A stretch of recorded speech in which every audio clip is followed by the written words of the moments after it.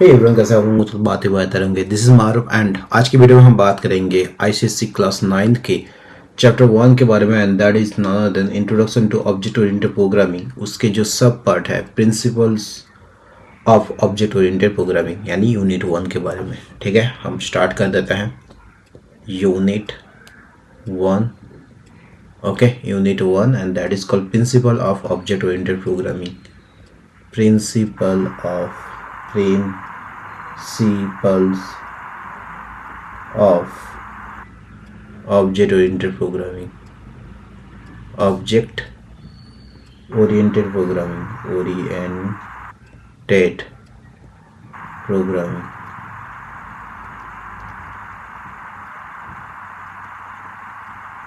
Okay, so इसके बारे में अपन बात करेंगे। एंड यस, दिस वीडियो और this course will gonna be in Hindi. ICSC में हिंदी में बहुत कम ऐसे आप लोगों को कोर्सेज मिलेंगे, क्योंकि मोस्ट ऑफ द स्कूल में आपका इंग्लिश करिकुलम फॉलो किया जाता है, इंग्लिश में बातें किया जाता है। बट कई बार ऐसा होता है कि इस चक्कर में, obviously English is important, but इस चक्कर में हम कई बार सही मुद्दे को समझ नहीं पाते हैं। बच्चे हैं, उनसे गलती होती है, एंड बच्चे हैं उनको थोड़ा सा प्रॉब्लम होता है। हर कोई ऐसा आप कह नहीं सकते कि कुछ हर एक के जो पेरेंट्स है वो ओवर प्रिविलेज है या फिर प्रिविलेज इनफ है ताकि उनको इंग्लिश प्रॉपरली समझ में आए। Okay, there are lot of reason, that's why I have taken so gives. अगर आपको समझ में आ जाए एंड अगर आपको अभी तक समझ में नहीं आए, then please watch this video till the end and you will get to know lot of things. Okay, सबसे पहले आ जाते हैं इंट्रोडक्शन पार्ट में। इंट्रोडक्शन पार्ट में हम बात करेंगे कि टिल नाउ जैसे कि आपको पता होगा, कंप्यूटर को नॉर्मल लैंग्वेज इंग्लिश लैंग्वेज समझ में नहीं आती है, बट हम उसे मशीन लैंग्वेज से बात करते हैं। ठीक है, कंप्यूटर लैंग्वेज से बात करते हैं। This computer language is divided into part. Okay, this computer language is divided in two part. Computer language, okay, this is divided in two part. What are those? This is, first one is the low level language. Okay, low level language. Second one is the high level language.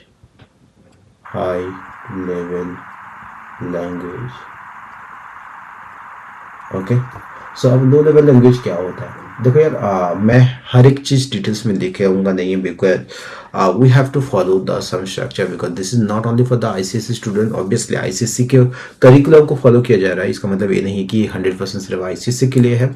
ICSC का जो भी चीज़ हो वो आपका requirements fulfil किया जाएगा। साथ ही साथ अगर कोई हायर स्टडी के स्टूडेंट्स इस चीज़ को देख रहे हैं तो उनके लिए भी ये काफ़ी ज़्यादा हेल्पफुल रहेगी। So what is low level language? The low language, या फिर कह सकते हो low level language is the a type of computer language in which the computer recognize the instructions without conversion into any other form। कहने का मतलब है जो भी इंस्ट्रक्शन उनको मिलता है ये अलग सब फॉर्म में ट्रांसफर नहीं करता है। They are not sort of cryptic language which are not directly understood by the users.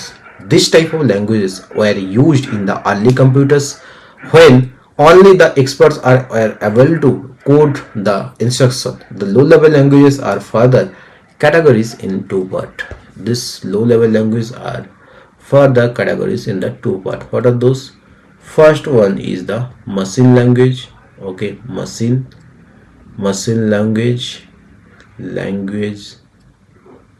Second one is that what? Second one is that आपका assembly language. Okay, assembly language.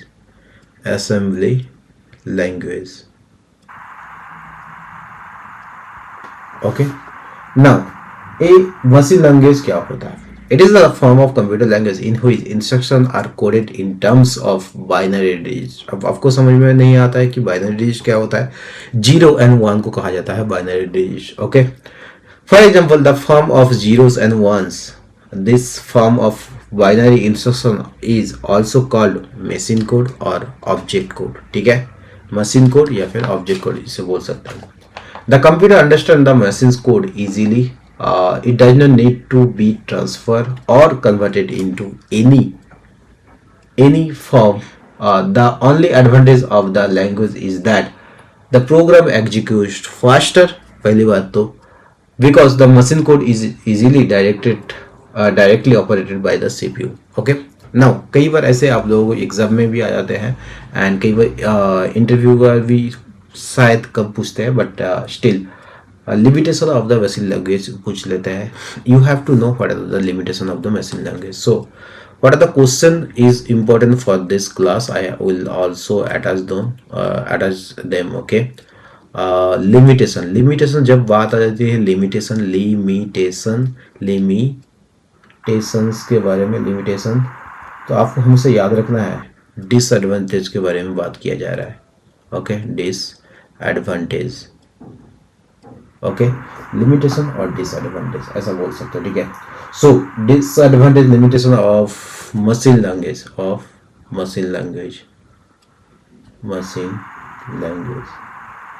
Okay. So class 9 के बच्चे अगर देख रहे हैं या फिर class 8 के बच्चे इस चीज़ को देख रहे हैं तो आप गौर से सुन रहे हैं. ये जो क्वेश्चन मैं यहाँ पे लिख रहा हूँ, these are the question very important. And I don't know till now you guys are how you guys are scoring, but अगर आप इस लेक्चर को फॉलो करते हैं you will get 100 more than 98% you can expect from this. Okay, but 100 out of 100, for that how you will get that also I will share. Okay, now आते हैं कि what are the limitation. First one is that the user needs to remember all the instructions codes. Okay, second one क्या है, the error detection and correction both are difficult. Third one is it is machine dependent language. इसका मतलब ये है कि अगर ये Windows के लिए बना हुआ है सिर्फ विंडोज में रन होगा, अगर ये मैक ओएस के लिए बना है तो सिर्फ मैक ओएस में रन होगा. फर्स्ट पॉइंट आपको error detection and correction is difficult क्योंकि बहुत सारा टर्म्स के बहुत सारे प्रॉब्लम के थ्रू गुजरना पड़ता है. ठीक है. Now The second one is that assembly language. अब assembly language किसे बोलते हैं? A language in which the instructions are coded in terms of mnemonics and OP codes और कह सकते हो operation codes is known as assembly language. The mnemonic or abbreviated form of the instruction used for the writing of program, right? Whereas OP codes are the numeric codes of the instruction that are actually fed to the computer for the execution. Okay, the instruction in assembly language are readable to some extent as compared to the machine language. Below are there are some examples I will give here. Okay, कैसे होता है assembly language? मान लो आप इसका जो mnemonic form है, ठीक है, so हम ऐसे कर सकते हैं mnemonic.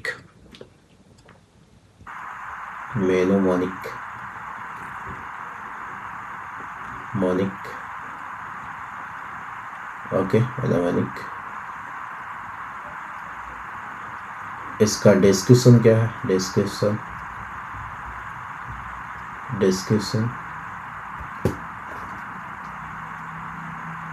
Okay, this is the description. Then हम बात करेंगे ओपी या फिर कैसे तो ऑपरेशन कोड्स के बारे में. ओके, ना वन बाय वन आते हैं. अगर मैं आपको लिख के बता दूं एलडी है, does it make any sense? Technically it make sense but here it doesn't make any sense normally. Okay, so इसका मतलब ये होता है कि enter the value of A, enter the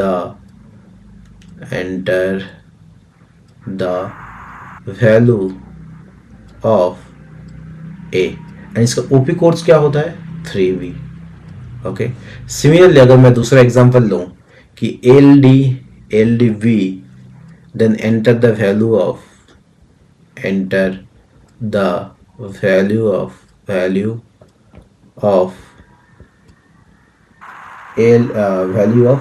B. Okay, और इसका OP कोड्स क्या है? 73. Okay, so this are not technically understandable. Okay, but हम इसी वजह से क्यों इसका जो अपडेटेड वर्जन इसी वजह से हमें चाहिए होता है ना. हम बात करते हैं जो असेंबली लैंग्वेज होता है. इस असेंबली लैंग्वेज को टेक्निकली पहले असेंबलर करना पड़ता है, देन ये मशीन कोड में ट्रांसफर होता है. How? The instruction given in the assembly language are not directly understood by the computer, hence a translator is required to convert the instructions coded in the assembly language, okay, to its equivalent machine code, which is known as assembler. How it's happened? So this is your assembly language. This is your assembly language. Assembly language, okay, language, and ये जाता है assembler से, assembler, okay, यहाँ से okay machine code, machine code, okay, this is how it's happen, okay, समझ में आया? अब यहाँ पे आप लोगों को कुछ चीज जो भी बहुत ज्यादा याद रखना है, advantage and disadvantage of assembly language. Question number 2. So question number 2, advantage and disadvantage of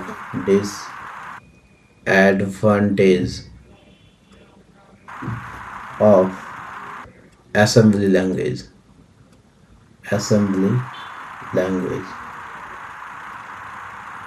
Okay, now listen to me carefully and you can write from your own also. It is easier to write, first of all I will discuss about the advantage. It is easier to write the instruction as compared to machine language, obviously. Second one is that the error detection and correction is also comparatively easier than the other language. The code can easily be modified. Okay, these are the threes. Okay, 3 is if you are giving 3 points, that is enough. Limitation के बारे में बात करते हैं या फिर disadvantage के बारे में बात कर लेते हैं. It is also a machine dependent language, मतलब ये भी वही है कि अगर ये सिर्फ स्पेसिफिक मशीन में ही रन करेगा. It user needs to remove all the mnemonic, मतलब ये सारा का सारा आपको याद रखना है. That is technically it is so difficult. Okay, third one is a translator is required to convert the instruction into machine code. Okay, this one to this one, obviously हर वक्त एक ट्रांसलेटर चाहिए जो कि बहुत ज़्यादा डिफिकल्ट है. तो ये जो सारा का सारा प्रॉब्लम है ना, ये सारा का सारा प्रॉब्लम को सॉल्यूशन करने के लिए इंट्रोड्यूस किया गया है हाई लेवल लैंग्वेज. ओके, सो हाई लेवल लैंग्वेज और कुछ नहीं है, बस ये सारा का सारा जो भी प्रॉब्लम था उस चीज को ओवरकम करने के लिए इसका इंट्रोड्यूस किया गया था. अब इसका एग्जांपल क्या है? इसका एग्जांपल कह सकते हो C++, जावा, पाइथन, ओके, एटसेट्रा. ठीक है. अब एडवांटेज ऑफ जो हाई लेवल लैंग्वेज, ये क्या होता है? यहाँ पे आप लोग लिख सकते हो question number 3, advantage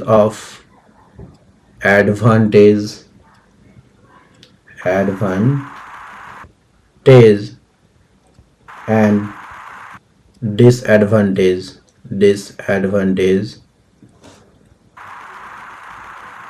of high level, ऐसा लिख सकते हैं HLD, high level language, HLD. Okay, understood. Now थोड़ा सा हाई लेवल लैंग्वेज के जो भी इंपॉर्टेंट एडवांटेज के बारे में थोड़ा सा डिस्कस कर लेते हैं. फर्स्ट वन इज क्या? It is machine independent language, मतलब ये किसी भी मशीन में, चाहे वो विंडोज हो, मैक ओएस हो या फिर any other device, any other operating system, Linux, हर एक चीज में ये चल सकता है. The instruction can be written using the English word और फ्रेज.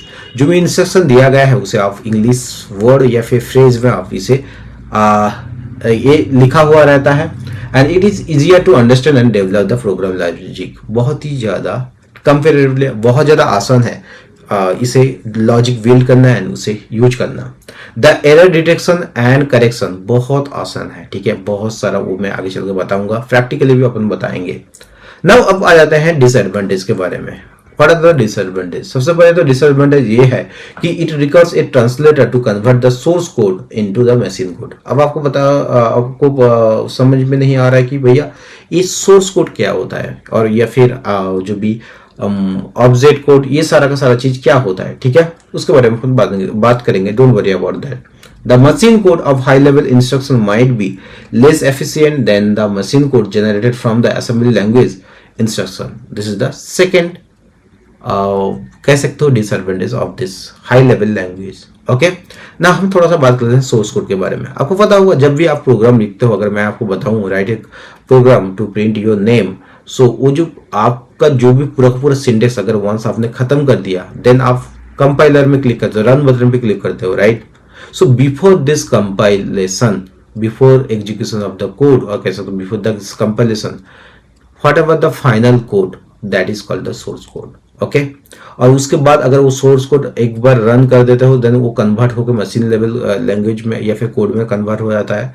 तो उस वाले कोड को अपन बोलते हैं ऑब्जेक्ट कोड। ऑलवेज रिमेंबर, ठीक है। अब आ जाते हैं हम कंपाइलर एंड इंटरप्रेटर के बारे में बात कर लेते हैं। सो कंपाइलर एंड इंटरप्रेटर क्या होता है? सो कंपाइलर क्या करता है? ये जो हाई लेवल लैंग्वेज आप लोग यूज कर रहे हो, ठीक है। सो सबसे पहले क्या करता है, ये आपका हो गया है HLD। Okay HLD high level language. Okay HLL, इसे क्या करेगा कंपाइलर? क्या करेगा? कंपाइल करेगा, ठीक है। कंपाइलर क्या करेगा? इस चीज को कंपाइलर कंपाइल करने के बाद ये आपका बाइट कोड में ट्रांसफर होता है, ठीक है। बाइट कोड में ट्रांसफर होता है। अब इस चीज को एक बाइट कोड में ट्रांसफर होने के बाद ये क्या करता है? इस बाइट चीज को ट्रांसफर करने के बाद अब ये इंटरप्रेटर के थ्रू हर एक मशीन इंडिपेंडेंट लैंग्वेज में कन्वर्ट होता है। Mac OS, Windows, Linux and so on. Okay this is the whole process. Now अब आपको समझ में आ रहा है, ये चीज आपको समझ में नहीं आ रहा है पक्का, that what is the interpreter.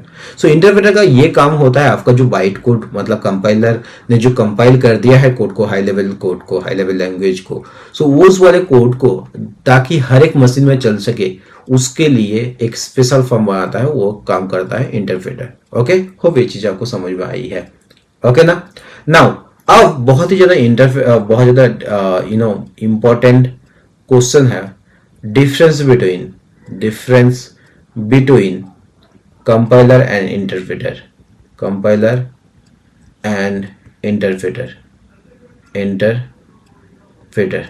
Okay हो ये चीज आपको समझ में आई है, ठीक है ना। अब हम बात करेंगे जो type of high level language के बारे में, हम थोड़ा सा बात कर लेते हैं। बात करेंगे types of high level language. So high level language it is, okay now ये 3 प्रकार की होती है। What are those?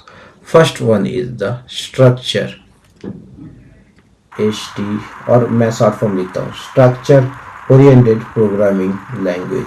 Second one is the procedure oriented programming language. Third one is the object oriented programming language. Okay hope ये चीज आपको समझ में आया।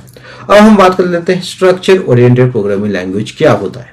Structure oriented programming language is nothing but structure oriented language uses a modular approach to improve the clarity, first one. Second one is the quality and the development time of the program steps.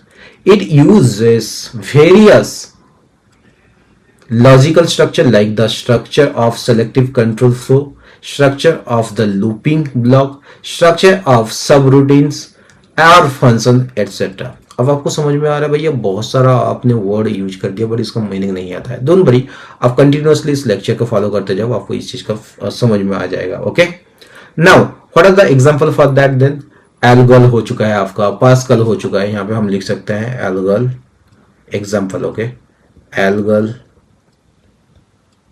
Okay then हो चुका है pascal.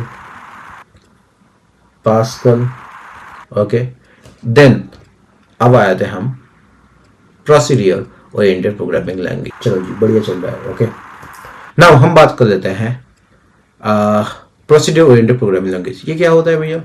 Procedure oriented programming approach allow us to users to develop their logic by using a number of functions that would enhance the program's productivity. समझ में नहीं आया? कोई बात नहीं, मैं अगेन समझाऊंगा। Conventional programming using a high-level language such as BASIC, COBOL, Fortran and C are commonly used. Okay, C and COBOL. Okay, etc. अब ये कैसे काम करता है, मैं आपको उसका डायग्राम एक देता हूँ, देन आपको समझ में आ जाएगा, ठीक है। सो मैं क्या करूँगा, आपका जो मेन प्रोग्राम, इसको मैं यहाँ से लिखूंगा। So main program it is, okay, this is the main program, okay, this is the main program. अब ये क्या करेगा, ये ना इसका दो फंक्शन प्रोग्राम है, ठीक है, ओके, दो मेन प्रोग्राम क्या है, एक तो हो गया फंक्शन 1, एक तो हो गया फंक्शन 2, ठीक है ना, सही है, समझ में आया। अब ये जो फंक्शन 1 है इसका भी दो है, मतलब दो मतलब कोई गलत मत समझना, ठीक है, दो, ओके। एंड ये क्या क्या है, first one is that function 3 F3, इसका F4, ओके। नाउ ये F3 से आके, F3 से इसका फिर से F6, ओके। सिमिलरली अब क्या होगा, ये फंक्शन 2 है, फंक्शन 2 से सीधा फंक्शन 5, एंड फंक्शन 5 का फिर दो पार्टों में डिवाइडेड है, एक हो गया आपका function 7 and function 8, okay. Here f represents the function, always remember, okay. Now ये कैसे काम करता है, ये मान लो जो f2 है, f1 है, ये f5 से सीधा जाकर यहाँ पे काम, राइट। सिमिलरली फंक्शन 2 से सीधा फंक्शन 7 पे, ओके। सेम वे से फंक्शन 6 से फंक्शन 4, ओके। अब इसका बॉक्स भी बना सकते हो, ठीक है, मैं काम कर लेता हूँ, ओके, मैं इसे बॉक्स कर लेता हूँ। Show this one become good,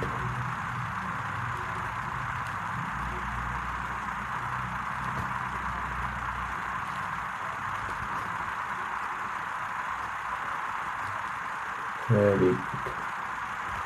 अच्छा F8 है, ठीक है, एंड F2, F5, ओके, समझ में, बढ़िया जी। अब हम क्या करेंगे, अब हम जानेंगे इसका जो भी, इसका हम अब क्या जानेंगे, प्रोसीजर ओरिएंटेड प्रोग्रामिंग लैंग्वेज का थोड़ा सा कैरेक्टरिस्टिक के बारे में थोड़ा सा आप पढ़ लेना, मैं बता दूंगा, ठीक है। So question number 5, characteristic of characteristics of procedure oriented programming language, okay. What are those? First one, emphasis is on function, yani logical steps. Functions share global data values can keep floating from one function to another function. It uses top-down approach of programming. The most important point, it approach top-down programming approach of programming. Okay. अब इसका थोड़ा सा disadvantage या फिर limitation के बारे में बात कर लेते हैं, ठीक है। अगेन लिमिटेशन और डिसएडवांटेज, लिमिटेशंस के बारे में बात की, limitation of programming, procedure oriented programming language, okay. First one is that as data values are global to all the functions, you may require to make necessary changes in all functions in case of any changes in the data values. Okay, it is not suitable to solve complex problem in real situation. Similarly, object-oriented programming के बारे में बात कर लेते हैं आप. What is that object-oriented programming? What is OOPS? Okay, what is OOPS? The object and object-oriented programming is a modular approach which allows the data to be applied within a stipulated program area.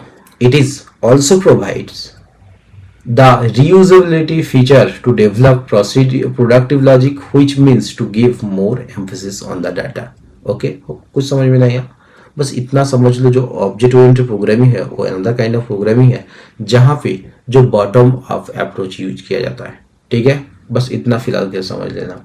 अब features of object oriented programming, features you have to remember features, okay, difference with procedure oriented programming language, procedure, okay, so you have to remember, ठीक है। सबसे पहले आ जाते हैं object oriented programming के features के बारे में, ठीक है। First one, it gives importance to the data items rather than the functions, okay. Second one, it makes the complete program or problem simpler by dividing it into a number of objects. Third one, the objects can be used as a bridge to have data flow from one function to another. Fifth one, the concept of data hiding enhances the security in programs. Fifth one, it is highly beneficial to solve complex problems. Okay, hope ये चीज आपको समझ में आई है, ठीक है। अब हम बात कर लेंगे कुछ keywords related to this, keywords, okay, keywords related to object oriented programming, object oriented या फिर कह सकते डायरेक्ट ऐसे कह सकते object programming language, object oriented programming, that is enough, okay. Now first one is that objects, ये क्या होता है? Objects can be anything, any living or non-living entity. It can be pen, it can be pencil or whatever. Second one क्या होता है? Second one real world object, ठीक है, real world object, okay. The object that we experience or use in our day-to-day life. Each real world object contains characteristics and behavior. The characteristic basically comprises the words of its body specification, whereas behavior refers to purpose of the use of its functions, okay. Third one is that software objects, software object, okay, software object ये क्या करता है? A software object may be defined as an object that is created while writing a Java program, okay. When we compare a software object with a real world object, then the characteristics and the behaviors of the real world object are referred to as the data members and member methods of the software objects respectively. Hope ये चीज आपको समझ में आई है। Now class के बारे में बात करते हैं। Class is a template or blueprint for the similar type of objects. Okay, class is a template or blueprint of similar kind of object. Hope ये चीज आपको समझ में आया। लास्ट टॉपिक है, बहुत ध्यान से सुनना, बट ये जो लास्ट टॉपिक हम डिस्कस करने जाने वाले बात है, ये लास्ट टॉपिक है। आपको ऐसा कह सकते हो कि ये वाला टॉपिक बहुत ज्यादा पूरे अभी नहीं, सिर्फ क्लास 9th या फिर 8th में नहीं, क्लास 8, 9, 10 हर एक क्लास में, 11, 12 college, first year, second year, third year, fourth year, job 1, 2, 3, 4, 5 हर एक जगह में इसके बारे में भर भर के चर्चा किया जाएगा, ठीक है। सो इसे फिलहाल के लिए मैं बोल देता हूं, जो ओप्स होता है ना, जो ओप्स, ओके, जो ओप होता है, ये इसका 4 पिलर्स कहा जाता है। ये किस पे टिका होता है पता है? ये 4 पिलर्स पे टिका होता है। मैं ऐसे लिख देता हूं, ओप, इसका 4 पिलर है जिसके ऊपर ये टिका हुआ है। First one, second one, third one and fourth one. First one क्या है? फर्स्ट वन होता है डाटा एब्स्ट्रैक्शन, ठीक है, डाटा एब्स्ट्रैक्शंस। सेकेंड वन क्या होता है? Inheritance, okay. थर्ड वन क्या होता है? पॉलीमॉर्फिज्म।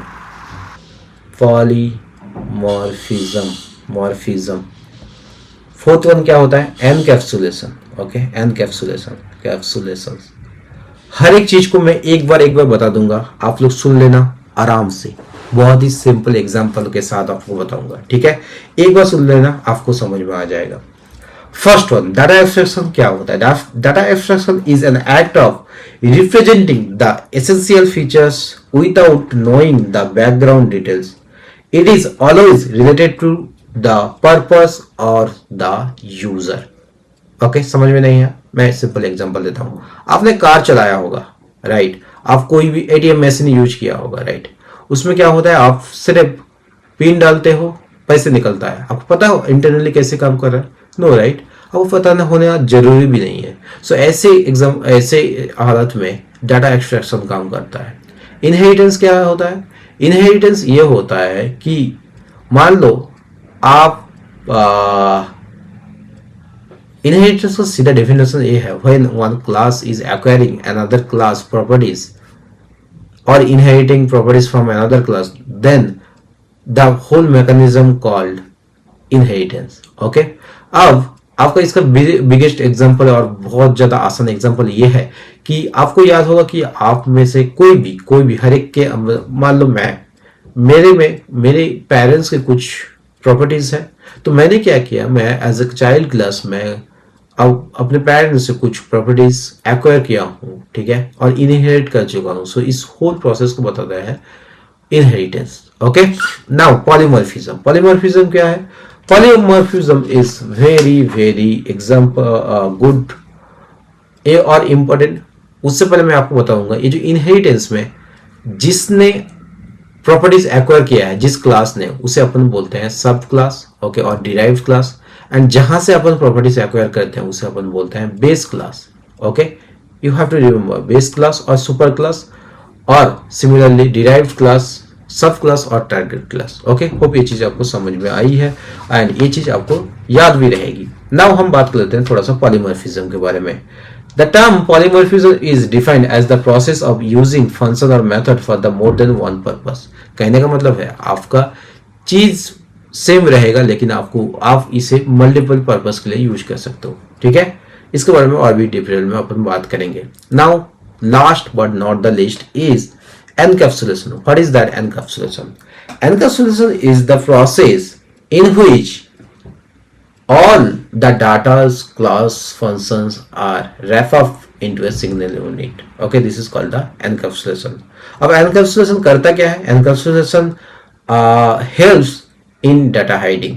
Okay, ये क्या होता है भैया? इसके बारे में अपन बहुत ज्यादा डीप में और भी आगे चल के बात करेंगे, ठीक है। होप ये चीज समझ में आया। So this is all about the whole lecture about the first chapter, unit 1. Okay, and the chapter name is very simple, and that is none other than principle of object-oriented programming. Hope ये चीज समझ में आया है। And this is the first lecture. I just wanted to know that guys, you are watching from which state, which school, and कौन सा class से use कर रहे हो। And this is not only for the ICSE. Again, I am explaining. If you are not able to recognize you are in first year of college or first year of few college, you should not able to understand, please go through all of the lecture because ये बहुत ज़्यादा आपको help करेगी। Okay, so that's all about from my side. If you're new in this channel, just make sure that you hit the subscribe button. Also, don't forget to like, share the video with your friends, family, and colleagues. I don't know, guys. This is the first time I am going 9th class. How much support I will get, I don't know. Even I don't care also, to be honest, because I only care about you should learn. Okay, that's all from my side. मिलते किसी और एक नए video में, तब तो bye, see ya, have a good day.